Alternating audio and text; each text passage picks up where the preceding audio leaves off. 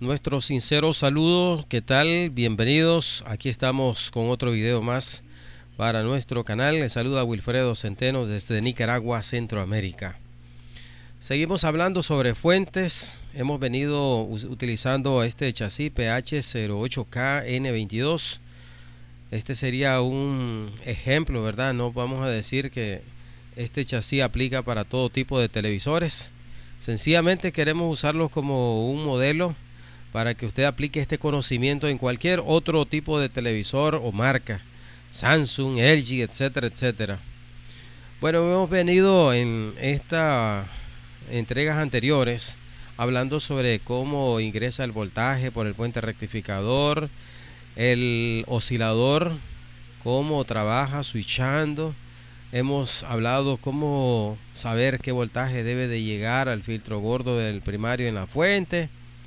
Sabemos el trabajo que desempeña o realiza el devanado primario del transformador chopper. Ya hemos hablado también en los videos anteriores sobre la tierra fría y la tierra caliente y sobre las tomas de voltajes. Hoy queremos hablar en el secundario de este transformador chopper, de este ejemplo de fuente. Hoy queremos hablar sobre las subfuentes y su incidencia sobre el comportamiento de dicha fuente.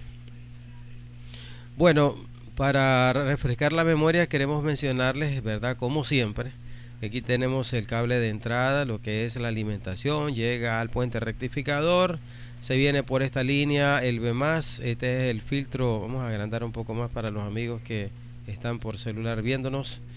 Este sería el puente rectificador, pasa por esta bobina L502. El B+, llega al filtro gordo C507 de 50 microfaradios 400 voltios, llega a través de esta línea al pin 4 del transformador chopper. ¿Qué pasa con este devanado?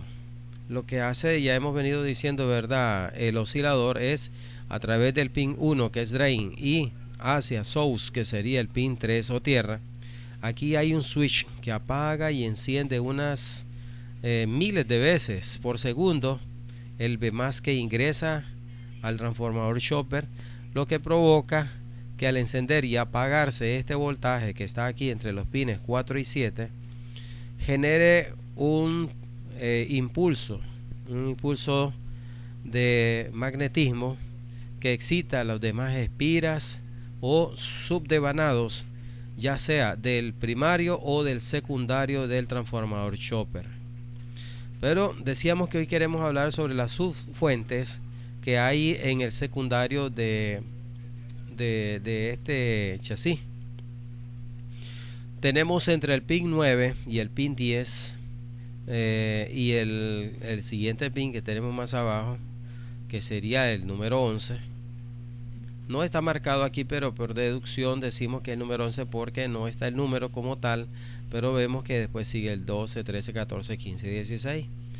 Entonces, ¿qué sucede aquí? Entre los pines 9, 10 y el 11 tenemos prácticamente, y el 12, prácticamente aquí hay 3, 1, 2 y 3 subdevanados.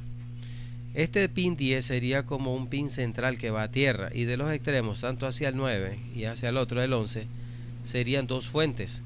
Por la parte de arriba se nos vienen los menos 14 y por la parte de abajo se nos vienen los 110, y por el pin 12 saldrían los más 14 voltios. Luego tenemos un tercer devanado, a ver, tenemos 1, 2, 3. Por cada diodo de rectificador diríamos que ahí habría una fuente de salida.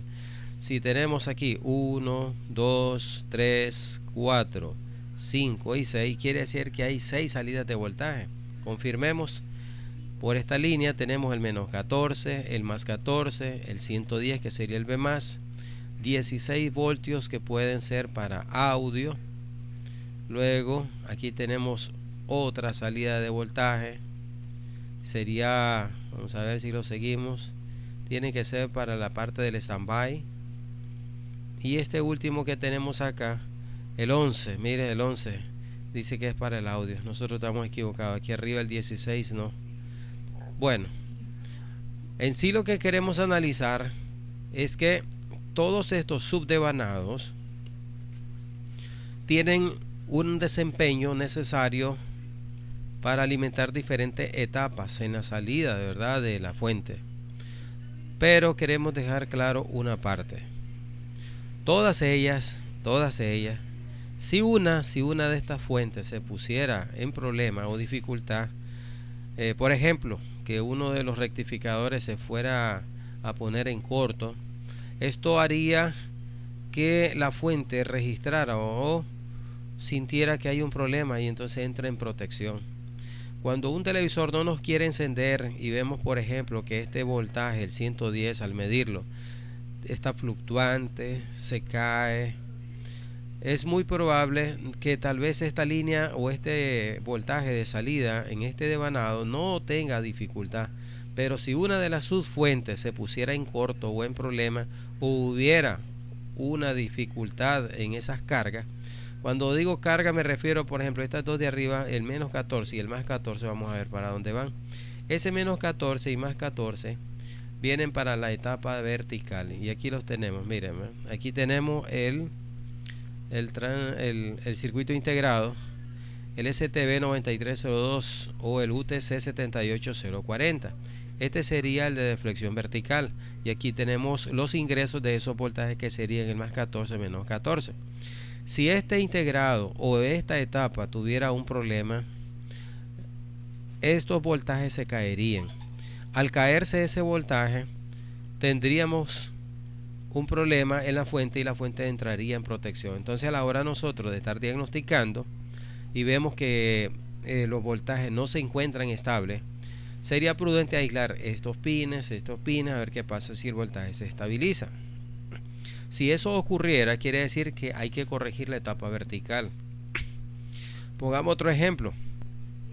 Tenemos la etapa de audio que está alimentada por 11 voltios. Si el circuito integrado de audio se pusiera en corto, entonces es muy probable que haya alguna dificultad en ese sector y aislamos este pin y veríamos el comportamiento del resto de fuentes, si se mantienen estables, si están en sus niveles recomendados por el fabricante. Ahora recuerde que esto ha sido, estos voltajes que tenemos aquí marcados en este diagrama, recuerde que han sido tomados bajo un ingreso de voltaje hacia la fuente en un laboratorio con otro tipo de ingresos. Es posible que aquí hallemos menos 13, menos 13.5. Puede ser que el 110 no esté en 110 sino en 112, 114, 109. Lo que queremos aclarar es que aquí habría un margen de error en estas mediciones. ¿Por qué? Porque los voltajes no son ideales, es decir, no son perfectos. Entonces, si al aislar el pin de audio, todos los demás voltajes, suponiendo que hubiera problema en esta línea, entonces lo que encontraríamos es que estos demás voltajes se estabilizarían. ¿Por qué estamos hablando ahora, ya que hemos llegado a esta parte de este mini curso o charla que le damos en nuestro canal? Lo digo porque a veces he escuchado a algunos colegas decir que consideran que tienen problemas de la jungla, que tienen problemas del flyback, pero hay métodos o maneras o técnicas para poder determinar si realmente el problema es de flyback o es de la mera fuente. Una de las que yo mucho recomiendo y me encanta es aislar el horizontal. Cuando digo aislar el horizontal es, por ejemplo, retirarlo literalmente. Este sería el transistor horizontal. ¿Por qué? Porque es muy común que en televisores se ponga en corto este transistor, lo que hace que la etapa horizontal se bloquee y la misma fuente como tal se bloquee. Entonces retiramos el horizontal y medimos entre tierra fría y el colector o desde la mera salida de la fuente de los 110, en este caso es 110 V más. Si ese voltaje aparece, entonces intente a poner otro transistor horizontal y si el equipo arranca hasta ahí. Pero también podríamos realizar otra prueba, poner una carga falsa. Aquí en la salida del V más un bombillo de 110 voltios, unos 100 vatios, unos 75 vatios, y si ese bombillo se comporta de las siguientes formas que le vamos a mencionar, por ejemplo, que se encendiera normal y se quedará estable, entonces esta fuente está bien y el problema de que no encienda el televisor no sería de fuente. Si ahora ese bombillo arranca, se apaga, es muy probable que haya una dificultad en la fuente. Entonces, ahí sí habría que revisar qué posibles fallas estén sucediendo porque este voltaje no se mantiene estable. Bueno, hasta aquí queremos dejar este video. Les queremos recomendar muy encarecidamente que cuando estemos diagnosticando aquí en el secundario y no tengamos voltaje, aislemos, retiremos el B+, quitemos el horizontal y miremos si aparecen esos voltajes. Muchas veces estos voltajes son tumbados o caídos porque o una de las fuentes, la principal, está siendo llevada a tierra por un corto, o algunas de las subfuentes tiene algún problema en su carga, y entonces el equipo o la fuente como tal entra en protección. Hasta aquí dejamos estos comentarios. Esperamos que estas pequeñas charlas sean de mucha utilidad para usted, estimado amigo que nos visita. Nuestros sinceros saludos desde Nicaragua, Centroamérica. Les habló Wilfredo Centeno. Será hasta la próxima.